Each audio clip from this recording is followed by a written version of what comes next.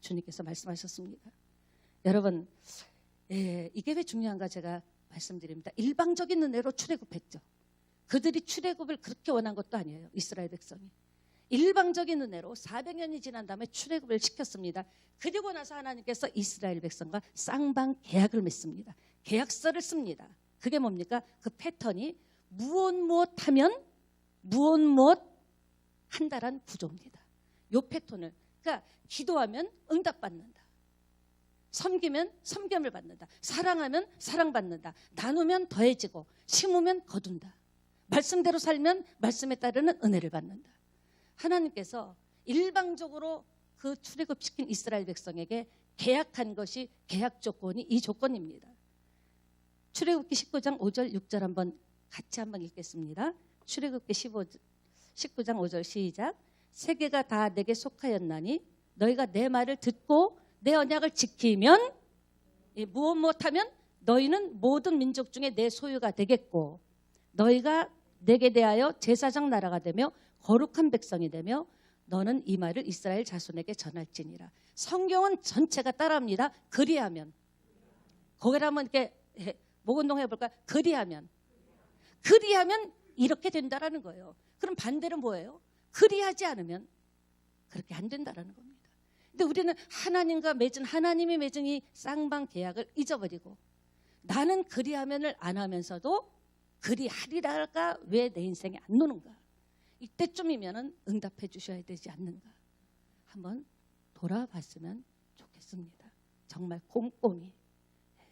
신명기에 너희가 가나안 땅에 들어가서 내 계명을 지키고 나를 사랑하면 내가 너와 함께하고 보호하고 복 준다고 했습니다.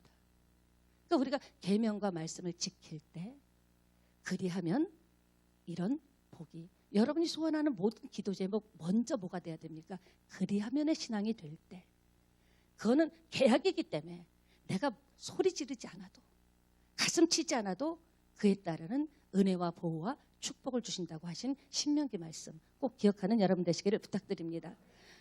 죄를 회개한다라는 것이 뭘까요? 회개한다라는 것이 뭘까요? 회개가 뭘까요? 성경은요 어느 곳에서도 윤리나 도덕적인 개념으로 회개에 대해서 이야기한 구절이 단 한 구절도 없습니다. 우리는 자꾸 그런 생각하잖아요.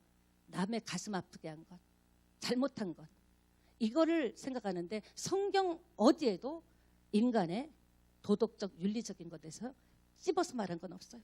뭐예요? 돌아오는 게 회개입니다. 무슨 말입니까? 죄를 회개한다는 것은 하나님이 정한 기준과 규격에서 규격을 떠나서 내 마음대로 살았던 사람이 회개한다는 것은 하나님이 원하는 하나님이 정한 기준과 규격 안에서 살겠다고 그리고 그렇게 사는 것이 진정한 회개인 거예요. 말뿐인 회개가 아니라 행동이 회개가 될 때 진정한 회개라는 거죠. 돌아오는 것.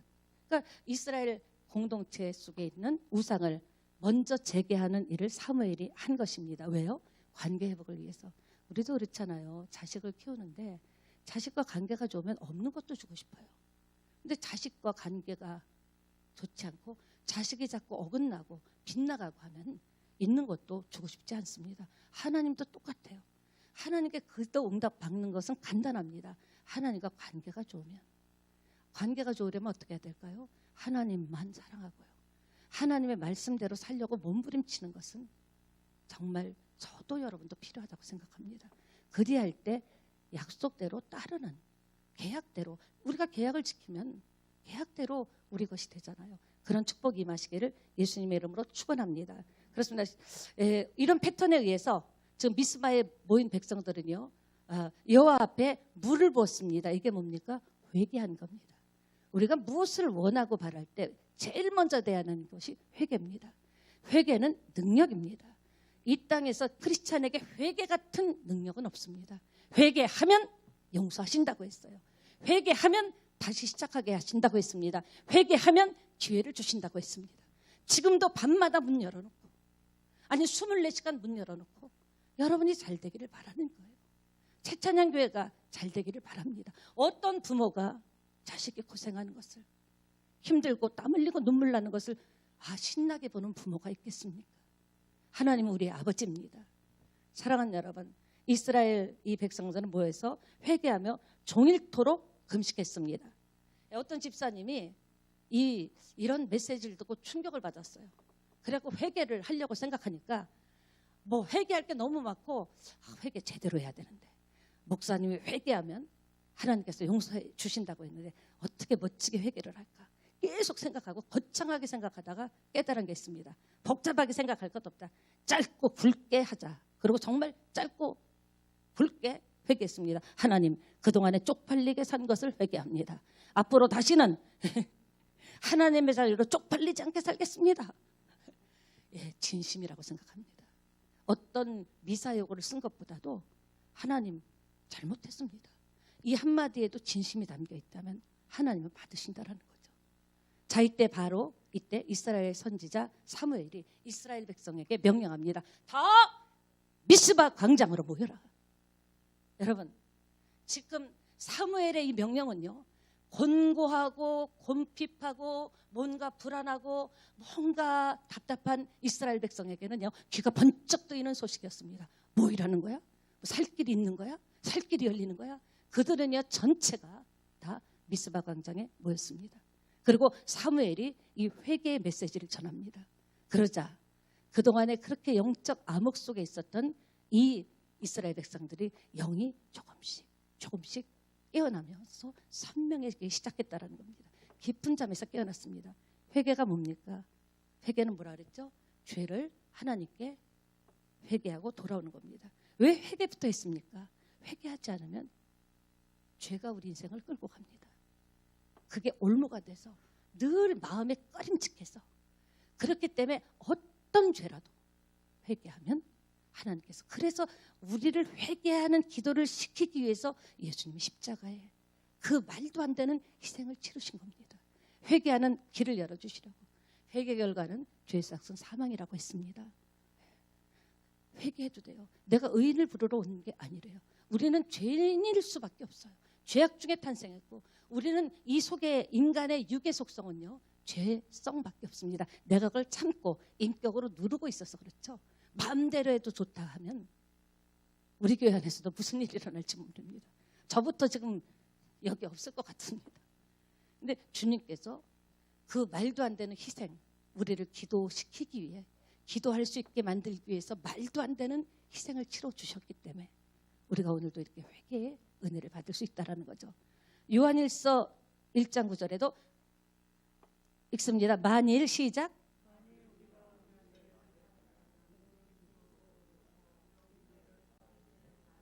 모든 불의에서 깨끗하게 하실 거예요. 하나님은 미쁘시고 의로우시고 우리를 사랑하십니다. 그렇기 때문에 돌아오라는 거예요.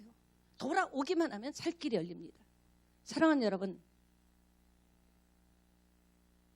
이렇게 모이면서부터 죄의 통회가 시작됐고 한 사람 두 사람 통곡하기 시작했고 결국 회복이 됐습니다. 모든 일은 모이는 데부터 시작됩니다. 여러분, 전 히브리서 10장 25절 보겠습니다. 모이기를 피하는 어떤 사람들의 히브리서 습관과 같이 하지 말래요. 그리고 전도서 4장 12절 봅니다. 읽습니다. 한 사람이면 패하겠거니와 두 사람이면 맞설 수 있나니 세 겹줄은 쉽게 끊어지지 아니하니라. 혼자 기도하는 것도 좋지만 모일 때 기도는 엄청난 역사가 일어납니다. 혼자 헌신하고 혼자 섬기는 것도 좋지만 같이 섬기고 같이 헌신할 때 하나님께서 기뻐하신다라는 거예요. 그래서 우리는 모이기를 패하면 안 돼요. 사단이 강력하게 우리를 공격하는 것은 다른 거 아니에요. 하는 대로 다 하라는 거예요. 모이지만 말라라는 거죠. 여러분 보세요. 모일 때 건져주십니다. 모일 때 붙잡아 주시고 모일 때 어려움 속에서 우리를 살게 해주시고, 그러므로 우리가 포기하지 말고 절망하지 말고 모이기를 힘쓰기를 예수님의 이름으로 축원합니다. 그간에 코로나 때문에 많이 모이지 못했기 때문에 이렇게 봐도 그냥 인사하고 식사도 안 하니까 대면할 수밖에 없어요. 그러나 그래도 최고의 방역을 하고 모여도 다 마스크를 쓰면서 이제 구역 예배 한 2주간 동안 나라에서도 한번 부산에서도 지켜본다고 하니까 구역 예배 중보기도 같이 했으면 좋겠습니다. 혼자 나와서 기도하는 것보다도 같이 기도의 친구가 있어야 돼요. 기도할 수 있는 같이 기도의 용사가 있을 때 나 혼자의 힘보다는 삼겹줄은 끊어지지 않기 때문에 성령의 능력이 함께해서 기도에 따르는 역사가 더 확실하게 일어날 줄 믿습니다. 예, 이들이 모여서 회개한 결과는 승리였습니다. 우리 교회도 회개하면 승리할 수 있다라는 거죠. 화면 띄워주시기 바랍니다. 예, 이들은 어떻게 했습니까? 우상을 버리고 방향을 바꾸고 하나님 한 분만 붙잡았을 때 이들은 승리했다라는 겁니다. 제가 우상 그럼 여러분 버리고 합니다. 자, 우리 한번 오른손을 듣고 우리도 결단해 봅시다. 미스바에 모였던 이스라엘 백성같이 우상, 방향, 하나님 한 분만. 어떻게 될까요? 하나님께서 살 길을 열어주십니다. 그러니까 여러분 우상, 하나님보다 더 사랑하는 것을 버리셔야 돼요. 그리고 여러분이 지금 생각하고 반응하는 방향, 그것이 하나님의 방향하고 12시가 시계가 분과 초침이 하나가 될 때 12시 신앙을 가져야 되는 게 내가 가는 방향이 하나님이 원하는 방향인가, 하나님 기뻐하는 방향인가, 방향을 점검해 보세요. 그리고 방향이 틀렸다면 바꾸고 이제 잡을 게 많죠. 잡아야 살 것 같아요. 현실은 세상은 잡아야 된다고 합니다. 그러나 우리는 다 내려놓고 하나님 딱 붙잡으면 하나님께서 인맥도 넓혀주시고 여러분 만날 수 없는 사람을 만나기도 해주시고 저와 여러분 인생에 자손에게까지 놀라운 일이 일어날 줄 저는 확신합니다. 믿습니다. 예. 그런데 이렇게 사무엘이 미스바에서 이스라엘 백성과 함께 모여서 진짜 신령과 진정으로 번제를 드릴 때 이 제사를 드린다는 소문이 블레셋 전방에 들어간 거예요. 블레셋은 무릎을 탁 쳤습니다. 저것들이 뭔 제사를 드리는지는 못하지만 지금 양을 잡고 제사를 드린다고 하는데 이때 우리가 공격하면은 저들이 제사 지내다가 어떻게 대항하겠는가. 이때 공격해서 싹 쓸어버리자 이런 계획을 세웠습니다. 판단 미스였죠. 묘수가 아니라 악수가 아니라 죽음의 수가 된 겁니다. 어떻게 됐습니까? 하나님, 기도하는 하나님을 공격한다는 것은 하나님 보실 때는 하나님을 공격하는 것과 마찬가지인 거예요. 기도하는 하나님의 자녀를 공격한다는 것은 하나님이 볼 때는 자기를 공격한 것과 마찬가지이기 때문에 하나님께서는 결코 참지 않으신다는 거죠. 바로 그 순간에 하나님 개입해 들어오십니다. 어떻게 들어오셨습니까? 우리의 실존 문제에 개입하신 하나님. 하나님은 저 높고 높은 곳에 엄하고 높고 높은 보좌에 앉아만 계신 분이 아니에요. 성령으로 우리가 위기에 처하거나 공격을 받을 때 우리 삶의 실존 현장에 개입을 하신다라는 하나님인 것을 믿게 되시기 바랍니다. 지금까지 역사를 봐도 그래요. 전 세계 하나님께 기도하고 주일날 예배할 때 전쟁을 걸어온 나라들은 모두가 다 패전했습니다. 보세요. 일본이 주일에 미국의 진주만을 공격했습니다. 완전 되돌려받아서 초토화됐죠. 완전히 패전했습니다. 이스라엘 주변 모슬렘 국가들이 주일에 이스라엘을 공격했으나 하나님이 큰 손에 개입해서 전쟁은 여호와의 손에 있는 거예요. 우리 손에 있는 게 아니에요. 개입해서 6일 전쟁으로 6일 만에 끝났습니다. 또 어떤 일이 있습니까? 북한이 주일에 6.25 전쟁을 6.25가 이제 6.25가 자꾸 잊혀지는 것 같아서 참 마음이 아파요. 6.25 주일날 그 새벽에 6.25 사변을 일으켜 우리나라를 공격해 왔습니다. 침략했으나 그 거사가 실패했죠. 한국은 지금 세계 11위라고 하는데 4위까지도 갈 수 있다고 합니다. 하나님께서 마지막 때 동방의 나라 한국을 쓰실 것 같습니다. 여러분 기대하시기 바랍니다. 북한 국가로 세워졌잖아요. 지금 전 세계에서 K-팝 이거는요. 어떤 연예인, 어떤 사람들의 힘이 아니라 하나님이 전체를 잡지 않으면 이런 일은 있을 수가 없습니다. 지금 건설도요.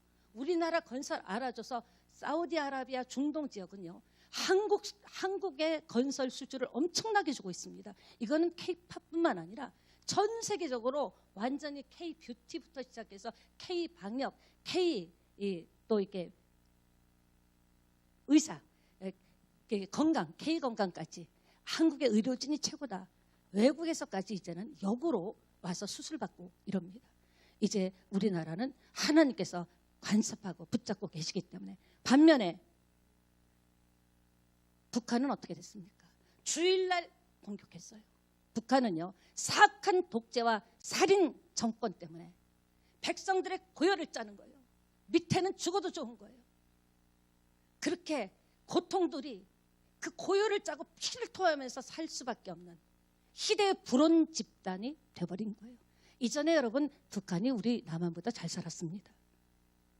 훨씬 잘 살았어요. 무슨 말입니까? 하나님의 자녀를 공격하면 하나님이 손보십니다. 이는 힘으로 능으로 되지 않고 여호와의 하나님의 신으로 된다고 했습니다. 우리가 친히 원수 갚는 것이 우리가 갚을 필요가 없어요. 나는 뭐 하면 돼요? 기도하면 하나님께서 역사해 주십니다. 어떻게 역사했습니까? 보니까 절대절명의 상황에서 하나님께서 갑자기 먹구름을 확 보내셔서 완전히 캄캄하게 만드는 거예요. 그 대낮인데도 블레셋 군인은 지금 어디가 어딘지 서로 찌르고 우왕좌왕 보이지가 않으니까 지금 이 시대는 그래도 랜턴 뭐 이렇게 불이라도 있죠. 랜턴이라도 있죠. 그때는 그런 시대가 아니잖아요. 깜깜한데 아우성을 치고 서로 찌르고 난리가 났습니다. 하늘에서는 곧이어 우르릉 컹컹하면서 막 지진이 나고 하늘에서 번둥청개 우레가 치니까요. 완전 하나님께서 신이 역사하셔서 블레셋을 완전히 무너뜨리게 하셨다는 겁니다. 어땠을까요? 주님 앞에 마음과 뜻을 정하고 죽으면 죽으리라 우리가 결단하고 기도하면요. 우상을 제거하고 내가 원하는 것보다 하나님의 생각, 내 비전보다는 나를 향한, 우리 가정을 향한, 우리 교회를 향한 하나님의 비전을 먼저 생각할 때 하나님께서는 어떤 여러분을 공격하는, 교회를 공격하는 어떤 사단의 세력도 주님의 방법으로 주님이 역사하시리라고 저는 확신합니다. 여러분 꼭 기억하세요.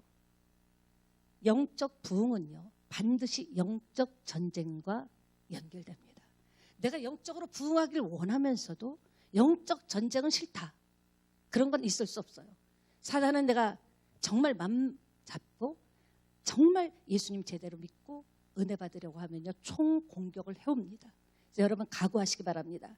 그러나 겁먹을 건 없습니다. 오늘 메시지와 같이 우리의 전심과 진심을 중심을 보시는 하나님 아버지께서 역사하셔서 반드시 이기게 하실 겁니다. 그런 확신이 있어야 돼요. 나에게는 주님이 있다라는 거예요. 주가 일하십니다. 주가 섭리하십니다. 주를 신뢰하는 자에게 온전한 마음으로 주님 앞에 서면 이 시간부터 결심한 순간부터 주가 일하시고 주가 이기게 하시고 주가 역사하시고 주가 회복시켜줄 줄 믿습니다. 주가 일하십니다. 어떤 자에게? 신뢰하는 자에게. 주가 일하십니다. 어떤 자에게? 주님께 아끼지 않는 자에게. 찬양도 있지 않습니까? 블레셋을 이긴 이스라엘은 지금 사무엘이 큰 돌 하나를 가져다가 딱 중심에 세우고요. 여러분 여호와께서 우리를 도우셨습니다. 그래서 그랬을 때 백성들이 맞습니다. 맞습니다. 아멘 아멘 한 겁니다. 그래서 여호와께서 우리를 도우셨다라는 것을 그냥 이걸로 끝낼 수는 없습니다. 이 돌을 놓고 에베네셀의 하나님, 여기까지 오게 하신 하나님을 찬양하고 기억하고 기념비로 이 돌을, 에베네셀의 돌을 세웁시다. 맞습니다. 그렇게 합시다. 아멘 아멘 했습니다. 에베네셀이라는 뜻은 돌이란 에벨과 에젤이라는 이 도움이라는 합성어입니다. 에베네셀, 하나님. 이스라엘 백성들은 아멘 아멘 하면서 응답했습니다. 에베네셀의 하나님을. 여러분 그 기념비를 보는 하나님의 마음은 어땠을까요? 그 기념비 여기까지 하나님이 도우셨습니다. 하나님이 하셨습니다. 에베네셀의 돌을 세우는 백성들의 모습을 보시는 하나님의 마음은 어땠을까요? 믿음의 결과 하나님이 승리를 주셨습니다. 그리고 13절 14절 이후에 보면요. 사무엘이 이렇게 에벤에셀이라는 감사의 기념비를 세운 후에 어떤 일이 일어났습니까? 사무엘이 죽기까지 블레셋에 공격을 하지 않았습니다. 여러분 우리도 이제 무슨 감사절 뭐 그런 것을 떠나서 여러분 인생에 하나님께서 응답하신 건가 은혜 주신 것 감사할 때 우리도 그냥 감사하지 고맙지 스쳐갈 것이 아니라 여러분 믿음의 기념비를 여러분 정말 에베네셀의 기념비를 세울 때 그 기념비를 세우는 그 모습을 보시는 하나님께서는 어떤 마음을 가지실까요? 굉장히 뿌듯해하시고 기뻐하실 것 같습니다.